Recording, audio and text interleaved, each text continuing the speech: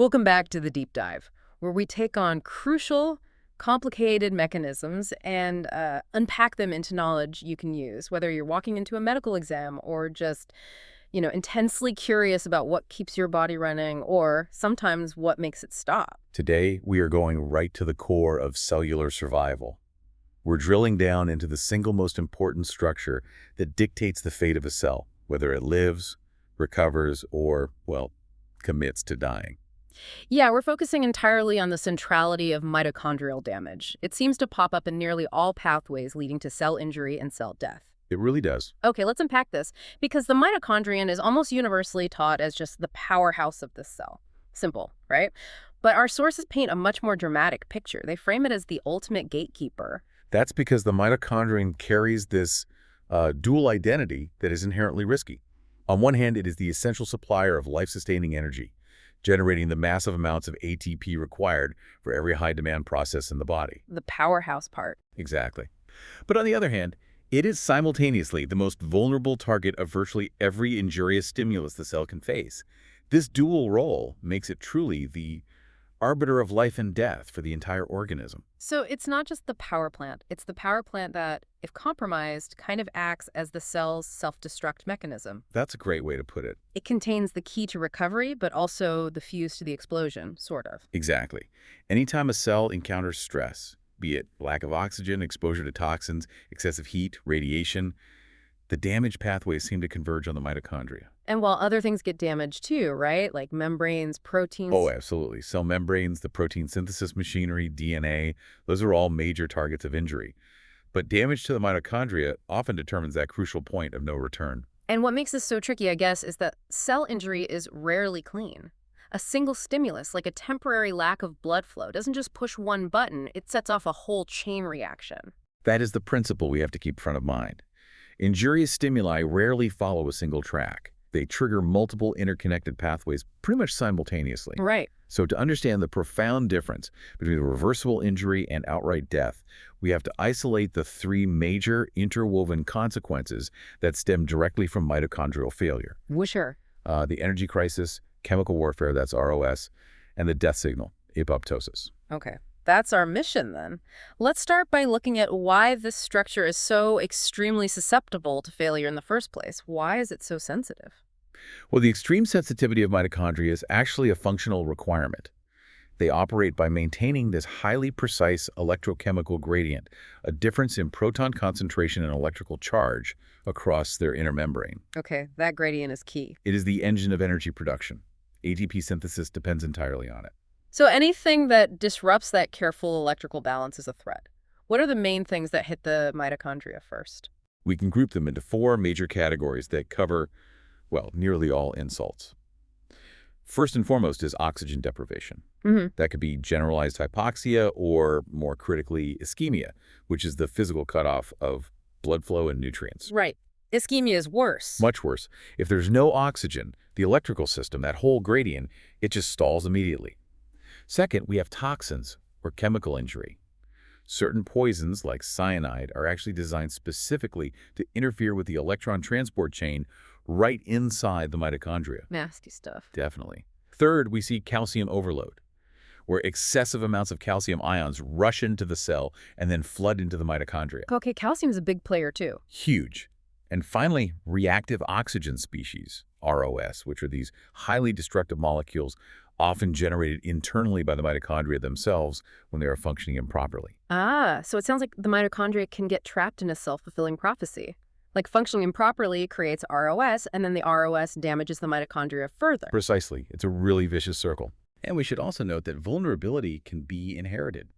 Genetic mutations in mitochondrial DNA cause some quite severe diseases, highlighting how central these genes are to overall health and, how a pre-existing weakness can dramatically lower a cell's tolerance threshold for injury. Right. So ultimately, how the mitochondrion responds to these stresses dictates the cell's fate. Is it going to be a messy cell burst, which is necrosis, or this neat, orderly cellular execution, apoptosis? That's the decision point, yeah.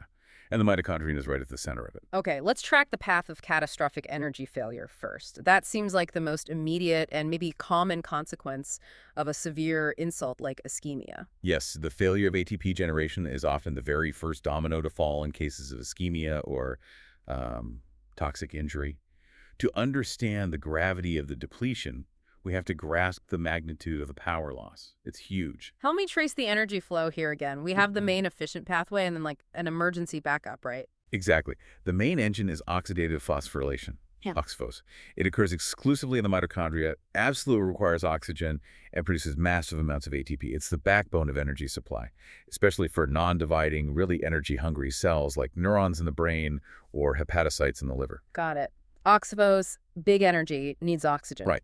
The backup is the glycolytic pathway. This is anaerobic, meaning it doesn't need oxygen, but it's grossly inefficient. It yields only tiny amounts of ATP compared to OXPHOS. So when ischemia hits, no oxygen means the major pathway, oxphos, is shut down completely. Instantly. And that backup pathway, glycolysis, it just can't possibly sustain the energy demands of a complex cell. Not even close. The system stalls, and this leads to a crucial, often fatal structural change within the mitochondria themselves, the formation of the mitochondrial permeability transition pore, or MPTP. Okay, this MPTP, it sounds pretty dramatic. What exactly is this pore, and why does its opening signal the end? It really is the ultimate structural collapse for the mitochondrion. The MPTP is this high conductance channel that opens up in the inner mitochondrial membrane. Remember, we talked about the absolute necessity of maintaining that precise electrical gradient? Yeah, the charge difference. So the opening of the MPTP causes a catastrophic depolarization, a complete loss of the mitochondrial membrane potential. It's like pulling the plug or a massive short circuit. The entire electrical charge just vanishes. Exactly. And when that potential is lost, oxidative phosphorylation ceases immediately and permanently. There's no coming back from that. This guarantees progressive ATP depletion. Wow. So this structural failure of the mitochondrion due to MPTP opening is the guaranteed pathway to cellular demise via necrosis. So the lack of oxygen might start the crisis, but it's the MPTP opening that really seals the cell's doom by completely taking the power grid offline. That's a perfect analogy. And once those ATP levels plummet, you said down to just 5 or 10% of normal, we see systemic failure across the entire cell structure. Let's walk through that devastating sequence step by step. What happens first? Right. When the core power fails, the entire structural integrity starts to collapse. What's the very first, most immediate sign of a dying cell that we might see, say, under a microscope? Failure sequence 1, plasma membrane failure and osmotic crisis. The first system to fail is usually the energy-dependent transport pumps in the cell membrane.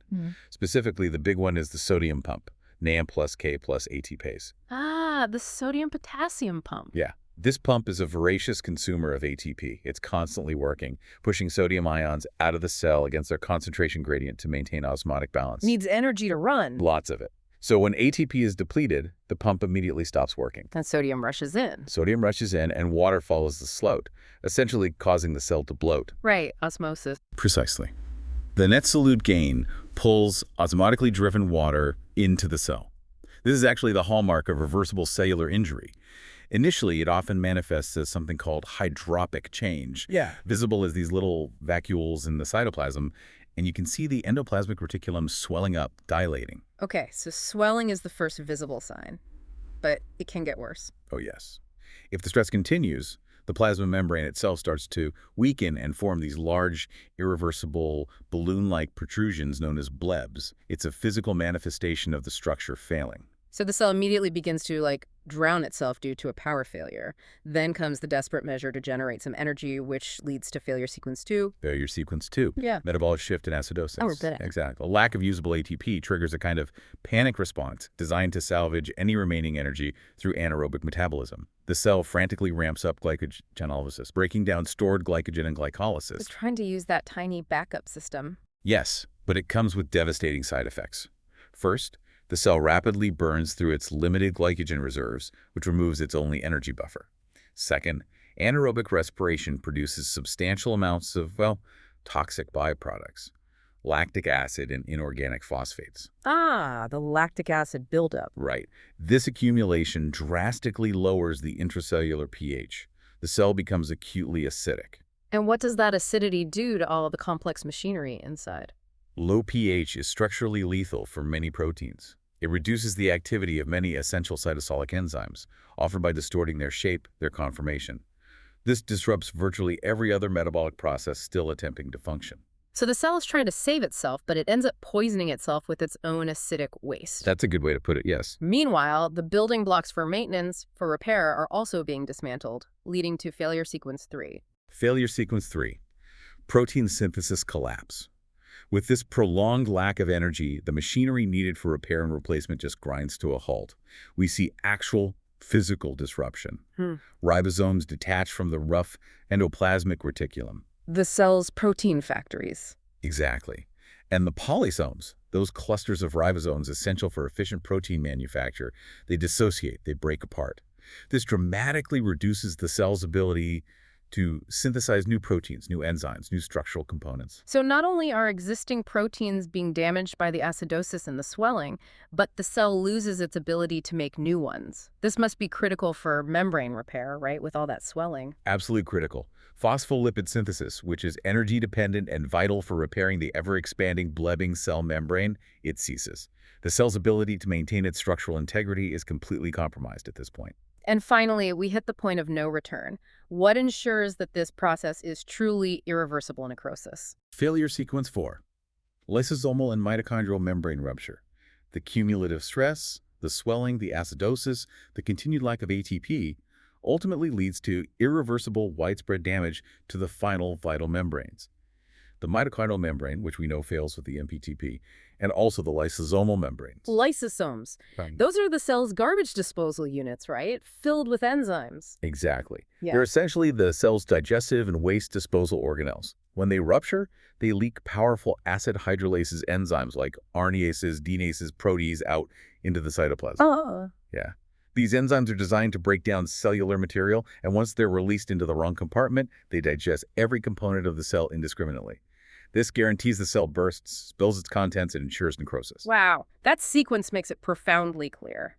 ATP isn't just energy, it's the currency of structural integrity, of order, of homeostasis. Once the power fails, chaos is pretty much inevitable. Exactly. But energy collapse isn't the only immediate consequence of mitochondrial dysfunction. Yeah. If the power plant is running poorly but still sort of online, it starts generating chemical weapons. Ah, okay. This is where incomplete metabolism turns toxic, generating reactive oxygen species, ROS. For anyone who might have forgotten high school chemistry, let's go back to the definition. What is a free radical, and why are they so dangerous? Okay, so a free radical is a chemical species distinguished by having a single unpaired electron in its outer orbit. In the world of chemistry, electrons crave pairings, right? So that lone electron makes the molecule highly unstable and aggressively reactive. Looking for a partner. Desperately. Yeah. It will violently seek stability by attacking and essentially stealing an electron from any adjacent molecule, be it a lipid in a membrane, a protein, or even a strand of DNA. And when this aggressive reaction involves oxygen, we get ROS. Our sources define the resulting state as oxidative stress. What does that mean exactly? Oxidative stress is the critical imbalance. We normally produce small amounts of ROS, particularly the superoxide anion, as a normal byproduct of mitochondrial respiration of oxphos. But the cell has built-in defense systems, scavenging enzymes like superoxide dismutase, catalase, and glutathione peroxidase that are designed to neutralize them instantly. Okay, so we have defenses. We do. But oxidative stress occurs when the increased, uncontrolled production of ROS, often due to those dysfunctional mitochondria we've been talking about, completely overwhelms the cell's scavenging capabilities. So the damaged mitochondria turn into a kind of toxic waste site, generating way too much of this unstable weaponry. That's a good description. How do these highly reactive molecules physically cause structural damage? What do they attack? They cause 3 primary and really comprehensive pathologic effects, hitting the most vital structures in the cell. Okay, let's look at the cellular boundaries first. The membranes. What do ROS do there? Effect 1. Lipid peroxidation in membranes. Cell membranes, including the plasma membrane and all the internal organelle membranes, are made up largely of lipid bilayers. These are rich in polyunsaturated fatty acids. Okay. The most highly reactive ROS, particularly the hydroxyl radical, that's DOAT, it loves to attack the double bonds in these fatty acids. This initial attack kicks off an autocatalytic chain reaction.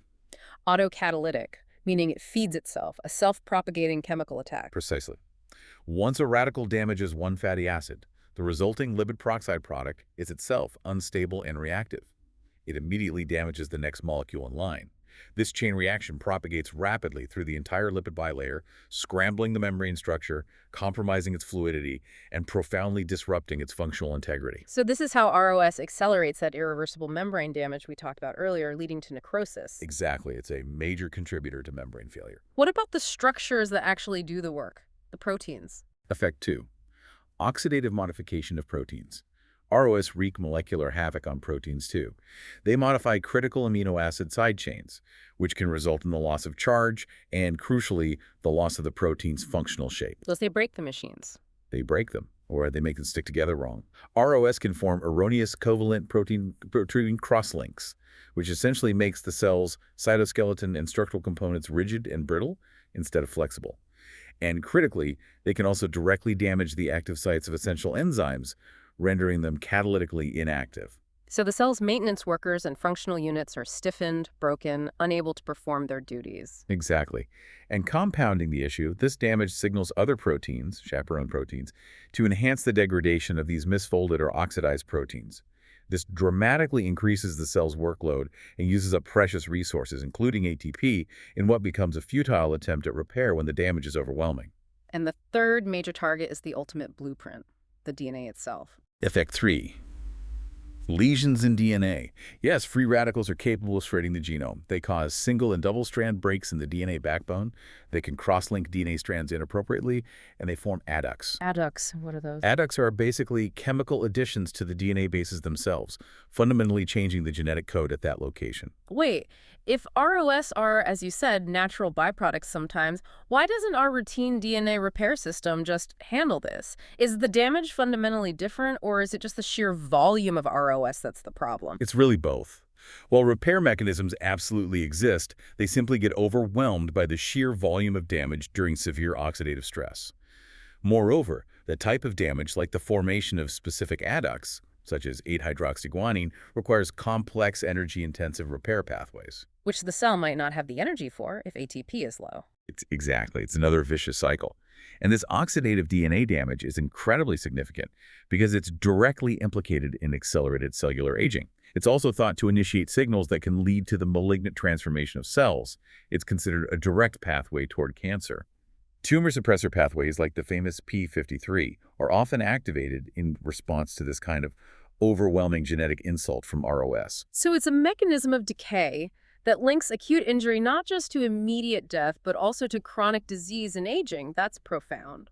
And it brings us neatly to the third major consequence of mitochondrial failure, the activation of the controlled death signal involving calcium, ###D, the role of calcium overload and the apoptosis trigger. Yes, we absolutely must bring calcium back into the conversation. It's perhaps the most important link connecting the initial injury, the energy collapse we discussed, and the final day signal pathways. Normally, cytosolic free calcium, TeX-TO2 plus LR, is maintained at incredibly low concentrations, around 100 nanomolar. That's tens of thousands of times lower than the concentration outside the cell. The cell works tirelessly, expending a lot of ATP, to pump calcium out or sequester it safely away inside the endoplasmic reticulum and also the mitochondria. Okay, so high calcium inside the main part of the cell is bad. What lets it get high during injury? Well, when injury occurs, like toxin exposure or maybe reperfusion after ischemia, it can disrupt the plasma membrane, letting calcium leak in. Yeah. Or it can damage the pumps that normally sequester it, either in the ER or the mitochondria themselves. Either way, calcium rushes into the cytosol, leading to the overload. Got it. And that excessive intracellular TeX-TO2 plus 2 becomes a major source of cell injury through two really interconnected mechanisms. Okay, how does it contribute to the energy crisis, the ATP depletion we already detailed? First, direct mitochondrial damage. Excessive calcium is aggressively taken up by the mitochondria. They try to buffer it. But its accumulation inside the mitochondrial matrix is a direct, very potent trigger for the opening of the mitochondrial permeability transition pore, MPTP. Ah, there's the MPTP again. Exactly. This is a crucial molecular connection. Calcium directly accelerates the failure of ATP generation by forcing open that pore. It essentially links the initial stress signal, like the calcium influx, directly to the fatal irreversible path of necrosis.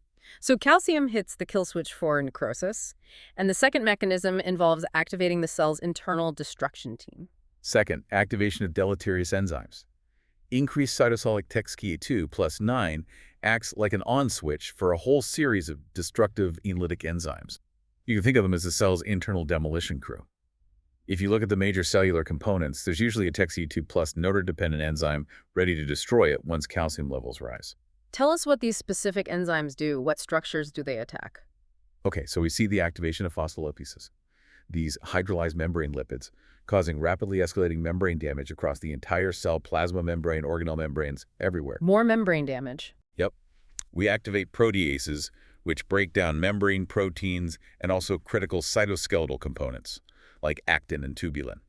This further weakens the cell's structure and makes it prone to rupture. Makes sense. We activate endonucleases, which specifically go after the DNA.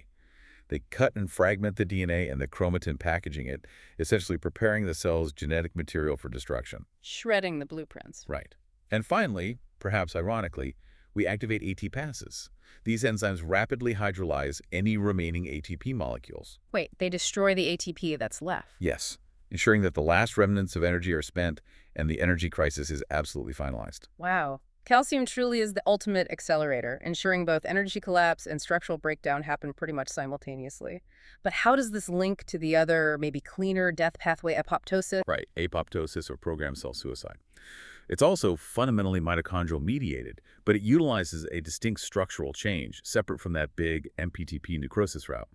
In apoptosis, the initiating signal might come from outside the cell, or from overwhelming internal damage like severe oxidative stress or those DNA lesions we talked about. Okay, different trigger, different mechanism.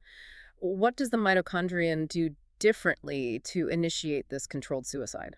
Instead of forming that massive explosive MPTP pore, apoptosis is triggered by the precise, controlled leakage of specific mitochondrial proteins out into the cytoplasm. Leaking proteins? How?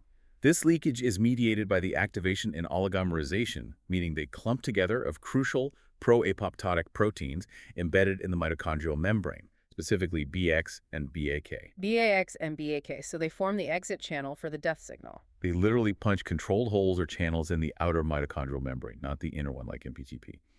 Through these specific channels leaks the most famous pro-apoptotic protein, cytochrome C. Cytochrome C, isn't that usually inside the mitochondria, helping with energy production? Exactly. Normally, cytochrome C is absolutely essential for oxidative phosphorylation, part of the electron transport chain. But once it leaks out into the cytoplasm, it takes on a completely new role. It binds to other factors and triggers the irreversible activation cascade of cellular executioners known as caspases. The caspase cascade, I've heard of that. Yes. Once the caspases are activated, the cell initiates its orderly, controlled dismantling. It shrinks, the nucleus condenses, and it breaks into neat little packages that can be cleaned up by other cells, resulting in apoptosis. No messy bursting like necrosis. That is a phenomenal distinction. Okay, let me try to simplify this for myself and the listener. If the MPTP opens, ATP crashes, the cell swells and bursts. That's necrosis. Correct. Driven by energy failure and calcium. But if BAX and BAG open channels, proteins like cytochrome C leak out, caspases get activated, the cell performs controlled suicide via apoptosis. That's the core difference, yes. And the fate of the cell hinges entirely on which mitochondrial failure mode prevails. Largely, yes. The mitochondrion is the decider. Okay, understanding these mechanisms, the energy crash, the ROS spike, the calcium acceleration, that's the basis of pathology. But this isn't just, textbook theory. Medical research is actively trying to manipulate these pathways to save injured cells. This is where the deep dive into therapeutic development gets truly exciting, I think. Oh, absolutely. The ability to specifically target the mitochondrion represents a potential revolution in regenerative medicine and acute care. Researchers are now actively designing ways to bolster its function, repair the damage, or even, in some cases, replace the organelle itself. Wow. Okay, one of the most promising areas I've heard about relates to cellular quality control. How are researchers trying to manipulate the systems that naturally clean up damaged mitochondria? Right, so we're talking about enhancing mitophagy. Mitophagy is a highly specialized form of autophagy, the cell's general process of self-cannibalism or recycling. Mitophagy specifically isolates and consumes damaged or dysfunctional mitochondria. Why is that so important? Because a non-functional mitochondrion is dangerous. It stops producing ATP, and it often starts generating massive amounts of toxic ROS, as we discussed. It's a double whammy. Ah, okay. So if the cell can quickly identify and remove the damaged power plants before they cause too much trouble. It avoids the systemic crisis. Yeah? Exactly. Therapeutics are aiming to enhance this process. Research focuses on identifying and boosting the regulatory pathways that tag the damaged mitochondria for disposal by the mitophagy machinery. So you'd give a drug that helps the cell clean house better. Essentially, yes. If we can increase the efficiency of mitophagy pharmacologically, we remove the ROS source before it gets out of control, we prevent the accidental release of death proteins like cytochrome C, and we reduce the overall oxidative stress burden on the cell. This offers a potential preventative therapeutic route, maybe, to maintain cellular health long before a major crisis hits, especially relevant perhaps in chronic degenerative conditions where mitochondrial health slowly declines. That's fascinating. Okay, let's go back to that critical point of no return we keep mentioning, the MPTP. If that door opening is the ultimate guarantee of necrosis, are we close to finding a way to kind of keep it locked shut during a crisis like a heart attack or stroke? We're getting closer, and this is a major area of translational research, specifically aimed at mitigating something called reperfusion injury. Reperfusion injury, what's that? It's a cruel irony. When blood flow is restored, that's reperfusion after an ischemic event like a heart attack. The sudden rush of oxygen and calcium back into the damaged tissue can actually cause a massive surge of ROS production. This often triggers the MPTP opening in cells that might have otherwise survived the initial ischemia. Wait, so restoring the life support, the blood flow, can actually cause the cell to die? In many cases, yes. The reperfusion itself causes significant additional damage. It's a huge clinical problem. Yeah, tragic irony is right. It is, which makes MPTP inhibition a really vital therapeutic target. Research has focused heavily on specific pharmacological inhibitors. For instance, compounds that block the action of a key protein involved in forming the pore, called cyclophilin D. Cyclophilin D. Yes, it's a major regulatory component of the MPTP complex. By inhibiting cyclophilin D, the idea is you prevent that high conductance pore from opening when the calcium and oxygen rush back in during reperfusion. So you buy the cell time. Exactly. You preserve the mitochondrial membrane potential, hopefully buying the cell enough time to restore its ATP synthesis using the newly arrived oxygen and survive the reperfusion phase. The ultimate goal is to fundamentally limit the amount of irreversible tissue damage in heart attacks, strokes, and similar events. Okay, so MPTP inhibition targets the energy collapse. What about the other major threat? The chemical warfare waged by ROS. Are we getting better at neutralizing those free radicals? We are, but the key is a highly targeted approach. General antioxidants, things like vitamin C or E, while potentially helpful, often struggle because they can't reach the required high therapeutic concentrations, specifically inside the mitochondrial matrix, which is ground zero for ROS generation during dysfunction. Right, they're just floating around the whole cell. Exactly. The real innovation lies in the development of mitochondria-targeted antioxidants. Okay, tell us about the targeting system. How do they ensure the drug goes exactly where it's needed most? Researchers have cleverly leveraged the strong negative electrical charge across the inner mitochondrial membrane, that same membrane potential essential for ATP synthesis. They've developed compounds like MitoQ, which is probably the most famous example. MitoQ. Yes. It links a potent antioxidant, in this case ubiquinone, which is similar to coenzyme Q10, to a positively charged lipophilic carrier molecule, often based on something called the triphenylphosphonium caocation, TPP+. This positive charge acts like a magnet, actively drawing the compound across the membrane and concentrating it hundreds, even thousands of times more effectively inside the negatively charged mitochondrial matrix compared to standard untargeted antioxidants. That is incredibly clever. Using the cell's own electrical potential as a delivery system. It is. The result is a highly localized scavenging effort. By neutralizing ROS precisely at their source of generation, these compounds offer vastly enhanced protection against oxidative stress-induced damage to those critical mitochondrial lipids, proteins, and even mitochondrial DNA itself. They hold massive potential in treating chronic oxidative stress-driven diseases like Parkinson's, potentially even aspects of aging. We've talked about cleaning up damage with mitophagy, preventing energy failure with MPTP inhibitors, and neutralizing ROS with targeted antioxidants. But what about total replacement? I think I've heard about really experimental work involving mitochondrial transplantation. Is that real? It is real, although still very much in the experimental stages. It's perhaps the most futuristic frontier, often referred to as mitochondrial transfer or mitochondrial transplantation. The concept is based on the extreme need for rapid energy resuscitation in tissues that have suffered devastating acute damage, like the heart muscle after a severe cardiac arrest. The idea is, well, remarkably simple in concept. If the native power plants are entirely non-functional, maybe you can physically introduce replacement plants. How does that physically work? Are we talking about injecting whole mitochondria into the body? Yes, essentially.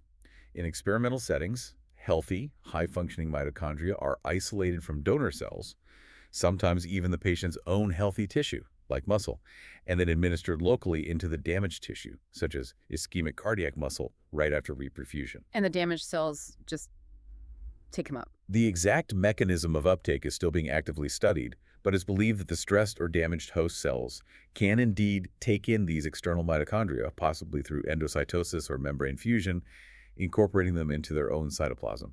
And what's the intended immediate outcome? Rapid energy resuscitation. The transferred mitochondria, being healthy, can immediately start producing ATP using the available oxygen and substrates.